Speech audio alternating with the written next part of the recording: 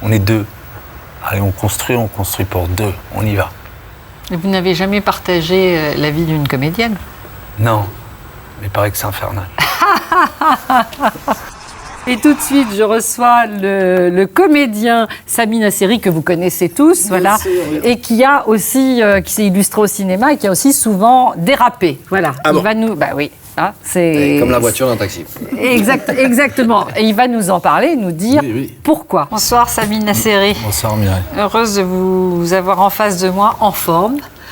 C'est la première fois que vous parlez depuis longtemps. Merci de votre confiance. Avec plaisir. Et envie de vous expliquer, de solder le passé. Ouais, ça y est, basta quoi. Faut tourner la page.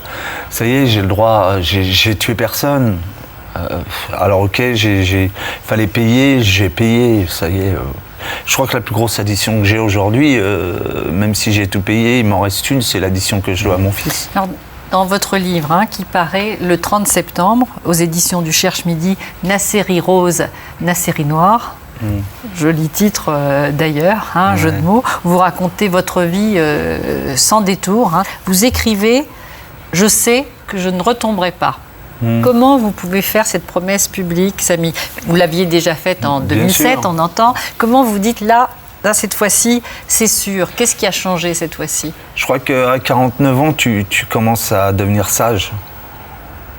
Réfléchis, ne plus te mettre dans telle histoire ou telle histoire, de partir, d'éviter toutes sortes de problèmes, quoi. Puis c'est un mélange aussi avec l'alcool, les drogues, enfin c'est ça qu'il faut dire. Mais je veux dire par là que t'es pas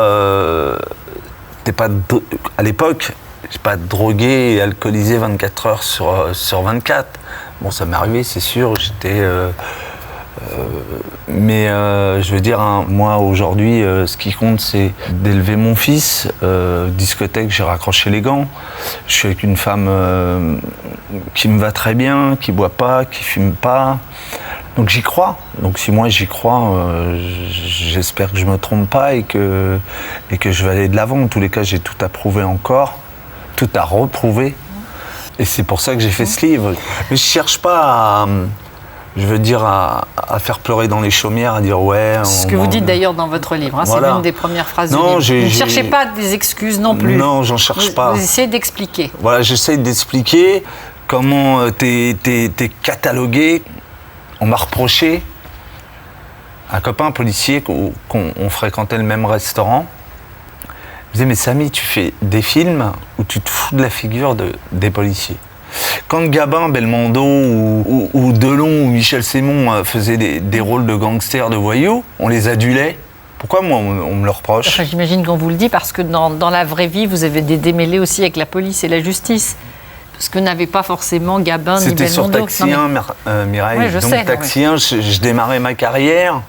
J'avais pas réellement de problème, au contraire, la vie elle était belle, elle me souriait, tout allait bien. Du jour au lendemain, je rentrais dans toutes les discothèques. Auparavant, on me jetait les clés comme si j'étais le voiturier, et puis du jour où j'ai fait Taxi, je rentrais en tongs. Et puis des fois, c'est des policiers qui me disaient ouais, imagine Sami, la chance que t'as, tous les jeunes de banlieue qui te regardent, tu te dois pour eux de...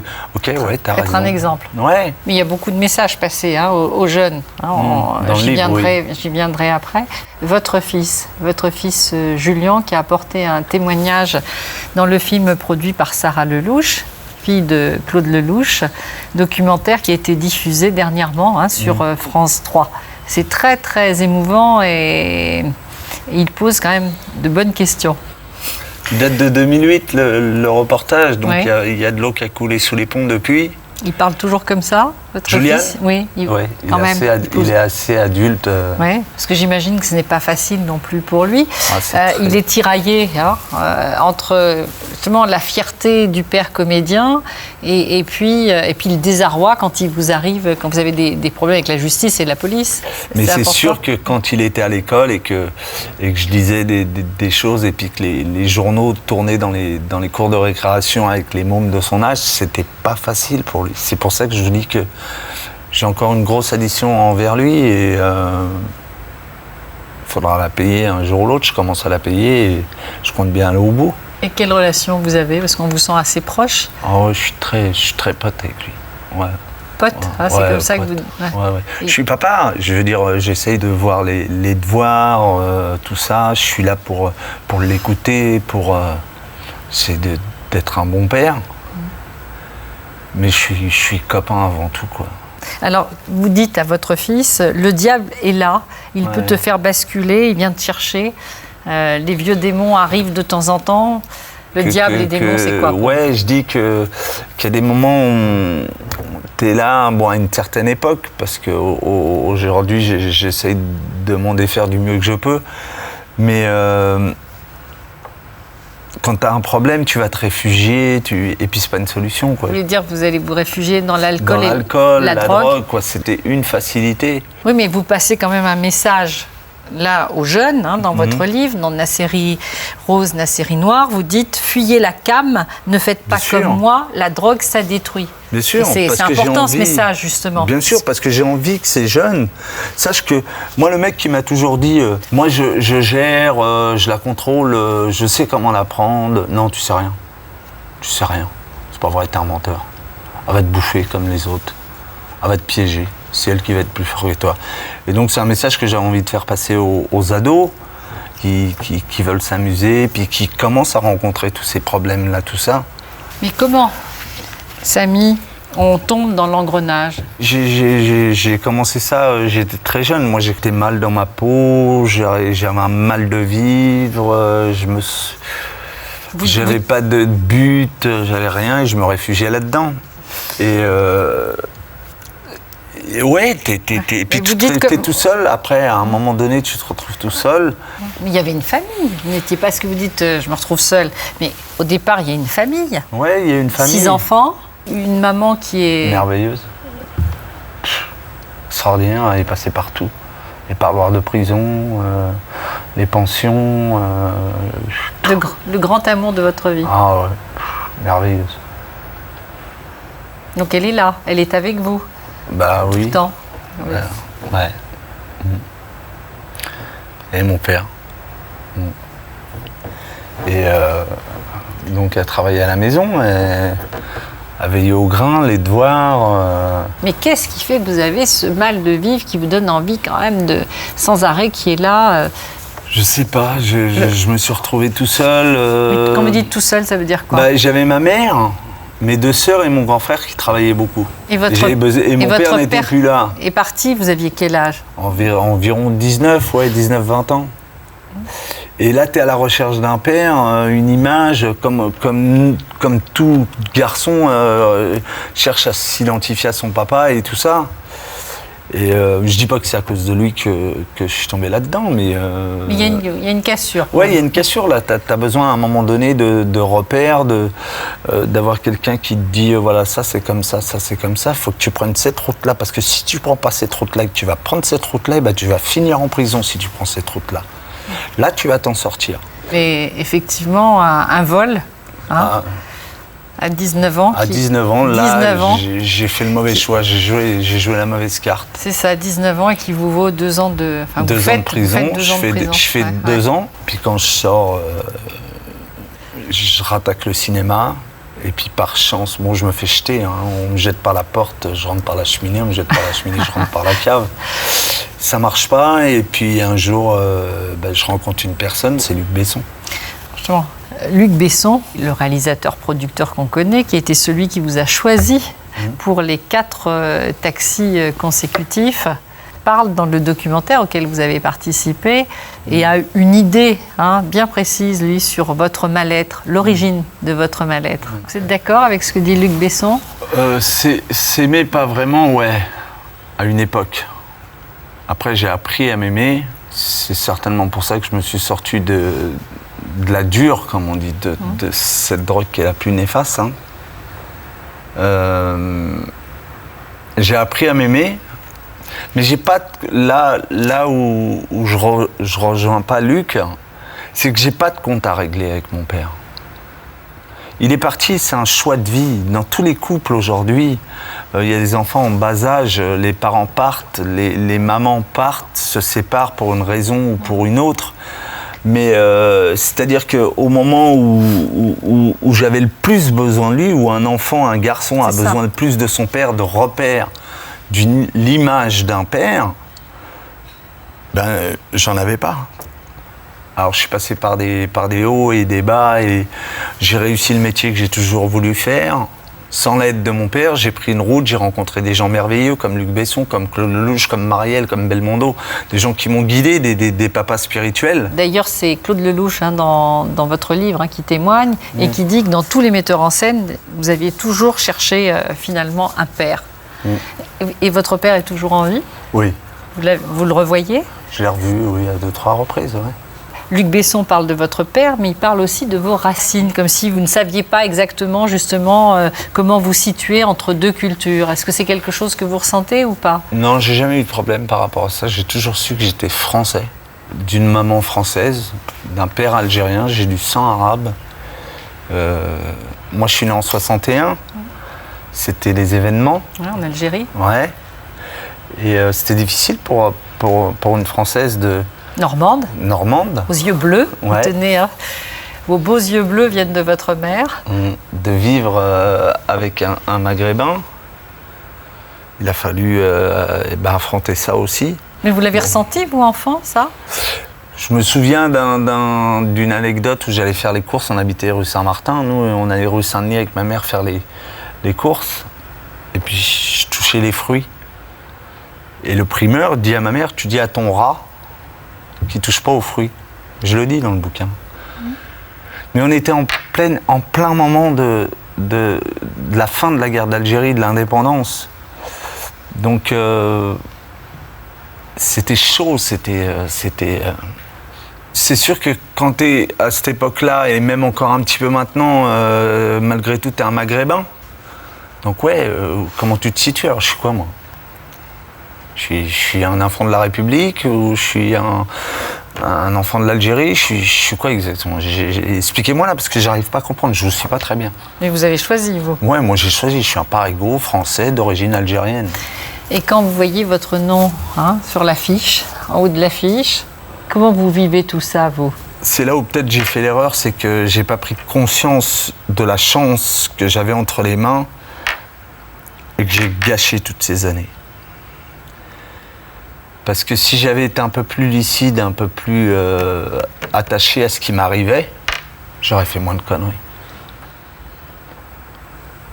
Je me serais pas sorti minable jusqu'à des 5h, 6h du matin. C'est ce que vous faisiez avant? Ouais. Vous avez continué, sauf avec plus d'argent.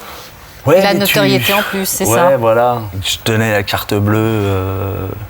Chacun allait au bar prendre une bouteille, une deuxième bouteille, ils allaient s'acheter des habits.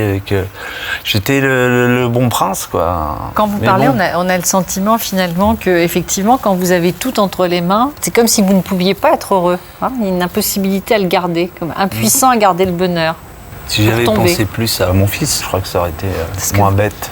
Ouais. Ouais, c'est mon nom là qui est sur l'affiche, c'est moi. Comme mon père a fait quand il est venu voir Rai pour la première fois. Il dit, c'est mon fils là. Ouais, c'est ça, allez-y monsieur. Non mais je vous dis que c'est mon fils. Monsieur, s'il vous plaît, il y a du monde. C'est pas vrai, ça s'est passé comme ça? Ouais, mais il était tellement fier que je sais pas ce qu'il lui a pris. D'habitude, il y a quand même un peu plus de pudeur et de retenue. Et donc peut-être que si j'avais pris conscience que c'était pas donné à tout le monde de pouvoir être sur une affiche et puis d'avoir des gens, un public qui t'aime, c'est beaucoup pour eux que j'ai fait le livre. Parce que j'en ai marre qu'ils écoutent tous ces journaux People, ces émissions People. Je vais vous la dire, moi, la vérité. Voilà, ouais, ok, j'étais en prison. On n'a pas besoin du mec là qui a envoyé mon casier judiciaire à toutes les boîtes de production. Moi, je vais vous la dire, ouais, parce qu'ils ont quand même, depuis Taxi 1, il y a un mec qui a trouvé un malin plaisir à envoyer mon casier judiciaire à toutes les sociétés de production, la Gaumont, Universal, et j'en passe, c'est des meilleurs. C'est pour ça que de temps en temps, on sent la... Ouais. Il y a des choses qui grondent en vous. Ouais, cette méchanceté. Et je me suis battu, mon pote. J'ai été le chercher. J'ai poussé les portes. J'en rêvais de ce métier. Après, il faut tenir. Après, il faut avoir un petit peu de talent. Il faut que tu arrives à t'en sortir, que tu mettes un mot devant l'autre. Mais j'ai été le chercher, je ne savais pas si j'étais capable, je ne savais pas si j'allais réussir, mais j'étais jusqu'au bout. Et le regard des gens du métier sur vous, vous avez gardé tous vos amis, certains se sont lassés, non, sont il y en a qui m'ont tourné le dos. Il y en a beaucoup qui m'ont tourné le dos. Mais bon, c'est le jeu. Même Luc, je veux dire, après à un moment donné, le mec il s'essouffle. Il a son métier, il a construit une vraie entreprise. Ouais. Et il n'a pas besoin d'un boulet, quoi, d'un fardeau, quoi. Et il m'a prévenu à cette fois pour que.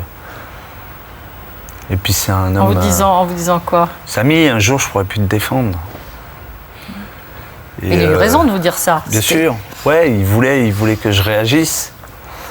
Et puis moi, j'y croyais pas trop. Je me disais non, il sera toujours là et tout ça. Parce que j'en ai loupé des films avec Luc. Avec toutes mes conneries, là, ce gâchis. Mais au milieu de tout ça, dans votre carrière, il y a eu de grands moments de bonheur aussi. Ah oui, oui, bien sûr. Il y a eu la reconnaissance aussi du métier. Et il y a eu ce prix en 2006, vous avez obtenu prix d'interprétation masculine collectivement, avec tous les comédiens du film Indigène à Cannes. Ça, c'est extraordinaire. Alors là encore, on m'a reproché de ne pas être présent. Mais la veille encore, faut t'as pas de chance. Là, au mauvais moment, au mauvais endroit. Je vais dans une boîte où je sais que je dois pas aller. Puis ça part d'un coup. Pas une insulte de ma part, pas un truc, juste un pied sur une barrière. Et alors, qu'est-ce qui se passe? Eh bien, ils ont sauté par-dessus la barrière, ils étaient 3, ils m'ont massacré. Et vous avez raté la remise des prix. Décidément, sa vie. Ça, c'est un truc. Vous avez regretté de ne pas être avec eux, j'imagine. Oui. Comment un acteur, il peut... moi qui ai rêvé de ça toute ma vie, qui ai couru après le succès, après le cinéma, et là, je suis pas là. On se dit, il n'y a qu'à vous que ça puisse arriver. Oui. Cela dit, vous l'avez reçu, vous n'y êtes pas, mais vous l'avez... Ouais, on me l'a remis après à l'avant-première au Normandie. Voilà, donc j'avais le papier, là, comme ils ont, là, le papier rouge et blanc, là, et la palme. Et cette palme m'a été volée lors d'un déménagement il n'y a pas longtemps. Non, ouais, ils me l'ont piqué. Mais c'est incroyable. Ils me l'ont piqué. Et vos parents, ils ont eu le temps de profiter? Ouais, votre ma mère, qui est disparue maintenant. Ouais, elle a eu le temps d'en profiter. Ouais, elle a profité. Je l'ai emmenée à Canal+ pour la première projection de Taxi 1 et je l'ai assis à côté de Michel Drucker. J'ai dit, t'as vu, il y a Michel à côté de toi. Voilà. Vous avez pu lui offrir ça. Ouais. Donc ça aussi, ça fait partie des bons moments. Ouais, ça fait... Elle a vu parce qu'ils y croyaient pas de trop, à la maison. Oh, Samy, tu nous ennuies avec tes histoires de cinéma. Qu'est-ce qu'ils vont faire d'un mec comme toi au cinéma? Eh ben non, je vais continuer. Si je les avais écoutés, j'aurais été bossé à casser des murs avec mon père. On est 2. Allez, on construit pour 2. On y va. Et vous n'avez jamais partagé la vie d'une comédienne? Non, mais il paraît que c'est infernal. Comme quoi, il faut toujours croire à ses rêves. Et croire en soi aussi un petit peu. Et s'aimer, comme disait Luc Besson. J'ai eu ma période où je m'aimais pas. C'est pour ça que j'ai... Mais bon, je suis sorti un peu de tout ça, quoi. Alors, on a vu une série noire, on a vu une série rose et noir, maintenant que le rose. Il y a quand même l'amour dans tout ça. L'amour de votre fils, bien entendu, et l'amour des femmes. Oui, bien sûr. Avec Audrey, dont vous parlez aussi dans votre livre. Audrey, qui est quand même que vous avez rencontrée lorsque vous étiez en prison. Ouais, c'est joli, ouais. Vous êtes rencontrés donc par... Une lettre. Et puis... elle a commencé à demander un parloir. Le parloir a été accepté tout de suite. Et puis elle était là à la sortie. Elle avait tout préparé, tout construit pour que j'ai ça en moins à m'occuper, quoi. Parce que quand tu sors au bout d'un an et puis qu'un an avant c'était pas facile, il faut tout reconstruire. Donc elle a trouvé un appartement, elle a trouvé une voiture, elle a trouvé un scooter. Les femmes sont souvent formidables. Ouais, j'aime bien les femmes qui vont de l'avant, qui sont bosseuses, qui sont... On est 2. Allez, on construit pour 2. On y va. Et vous n'avez jamais partagé la vie d'une comédienne? Non, mais il paraît que c'est infernal. Et peut-être aussi vivre avec un comédien, c'est infernal, non? Certainement, on a notre ego, on a tout ça, ouais, sûr. Ouais, certainement. Qu'est-ce que je peux vous souhaiter? Je sais pas, Mireille, le prochain bouquin, que je revienne vous voir. Que tout se passe bien maintenant. Hein, ouais. Que vous soyez assez fort pour tenir vos promesses. C'est aussi une question de force. Ouais, bien sûr. Ouais, je crois que je suis rechargé. On verra. Avec un risque, puisqu'il y a cette comparution le 8 novembre, hein, c'est ça? Ouais. Enfin, début novembre avec le juge. Oui, il y a un jugement le mois de novembre. Ça, avec un risque pour vous de retourner en prison? Je sais pas, c'est les magistrats qu'on les carte dans les mains. Vous en avez peur de ça, famille? Ça serait con que je reparte comme en 14. Je suis confiant, mais on ne sait jamais. Merci beaucoup, Sami Nasseri. N'hésitez pas à vous abonner, ça ne coûte rien, et à commenter les vidéos.